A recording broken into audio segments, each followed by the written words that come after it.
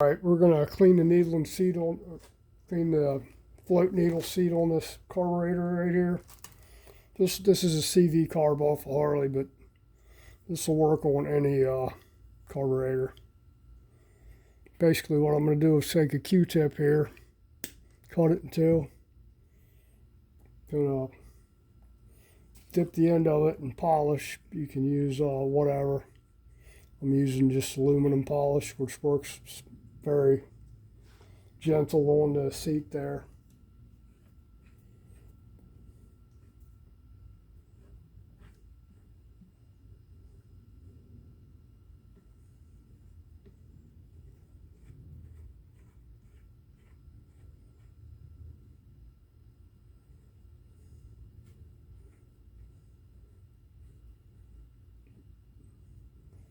Just going to put it in the end of my drill here.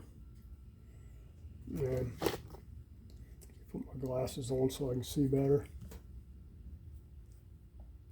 And I don't even have it close to being in the right place in the drill there.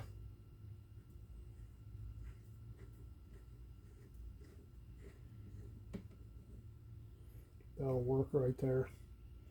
I'm just going to pop it down into the bowl there. Give it a couple of turns. You don't need to really reef on it. Just clean it up just a little bit.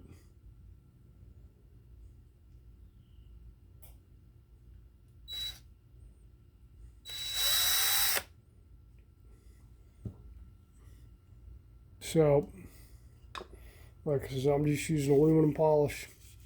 I don't remember what kind this is. I think this is Mother's. You can see the can's really faded there. It's Mother's.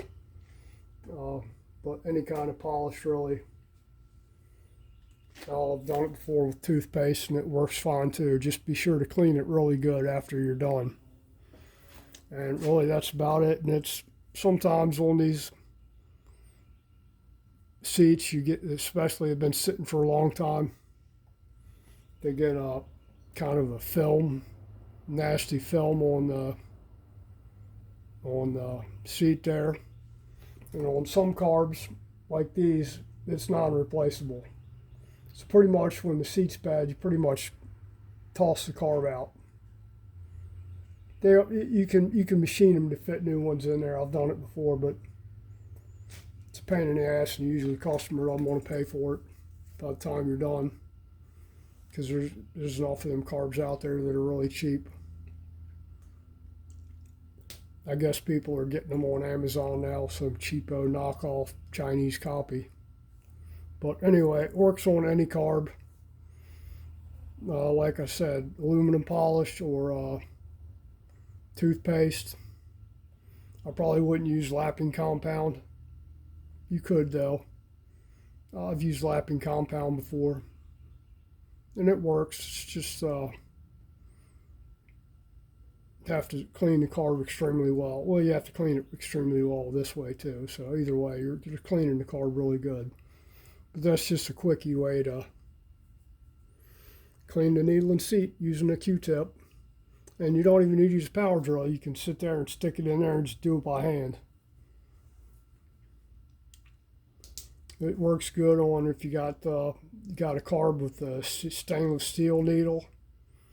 Done it on them. Done it with rubber seats.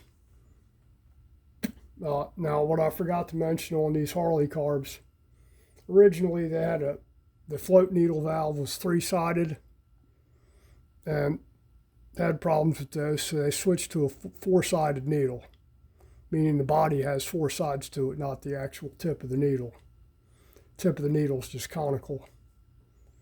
So you'd probably want to upgrade to the four-sided needle valve, because it tends to wear more square in the bore there. And what was happening with the three-sided is it would wear the seat out in a weird way, that if it would stick in one position, it'd dump all the gas out of it. So that's it for that. If you guys like my content, please like, share, subscribe. Yeah, I can't talk. All that stuff. And everybody have a great weekend. We're going to the HDRA drags in Rockingham tomorrow, if it ain't pouring rain, which they're calling for rain, but I don't know what time it's going to rain. It says scattered showers, which means around here it means it might not rain at all, or it might rain 2 blocks away, and that's it. I live near Benson, North Carolina. And what typically happens, you can drive to Benson and it'll be sunny where I am, and it's like 4 or 5 miles away. Sun just shining like crazy right here. You drive to Benson and it's pouring rain, just in town there. For whatever reason, it's something to do with its geological location. It sits up a little bit higher than we do down here. But that's it. Appreciate everybody. Have a great weekend.